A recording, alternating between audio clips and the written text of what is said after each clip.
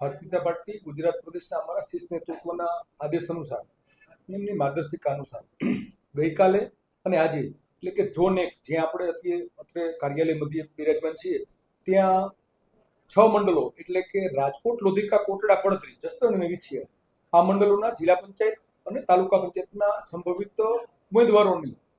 શેષ પ્રક્રિયા પૂર્ણ થઈ છે। એ જ રીતે ઝોન 2 ગોંડલ ખાતે ગોંડલ નગરપાલિકા, ગોંડલ તાલુકા પંચાયત,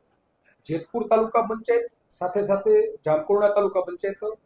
ઉપલેટા અને ધોરાજી તાલુકા પંચાયત આમ એ અને એમની જિલ્લા પંચાયત, નગરપાલિકા અને તાલુકા પંચાયત આમ કરીને 36 જિલ્લા પંચાયત, 202 તાલુકા પંચાયત અને ગોંડલ નગરપાલિકાની 44 જે સીટો છે એના સંભવિત ઉમેદવારો અને મારા પાર્ટીના કર્મઠ કાર્યકર્તાઓ જે બુથ સુધી કામ કરતા આગેવાનો છે એમની શેષ પ્રક્રિયા પૂર્ણ થઈ છે અને જે આજે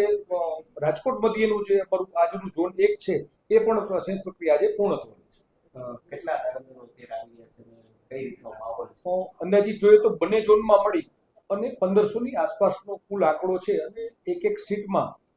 એવરેજ 7 થી 8 દાવેદારો છે એ દાવેદારી કરી રહ્યા છે। શું ક્રાઇટેરિયા અમારા પ્રદેશની માર્ગદર્શિકા આવનાર છે, ટૂંક સમયમાં અમને માર્ગદર્શિકા મળે એટલે એ પછી જ અંદાજ આવશે કે ભાઈ અમારો ક્રાઇટેરિયા અને કઈ રીતે છે। પણ આમ જોઈએ તો અમારા બુથ સુધીના કામ કરતા કર્મઠ કાર્યકર્તાઓ છે એમને જો વધારે વધારે એમની દાવેદારી જોવા મળી રહી છે। વધારે વધારે યુવાનો અને ખાસ કરીને ડોક્ટરો, વકીલો આવા પણ ઘણા દાવેદારો મારી વચ્ચે આ 2 દિવસ દરમિયાન જોવા મળ્યા છે, એમની દાવેદારી કરી છે।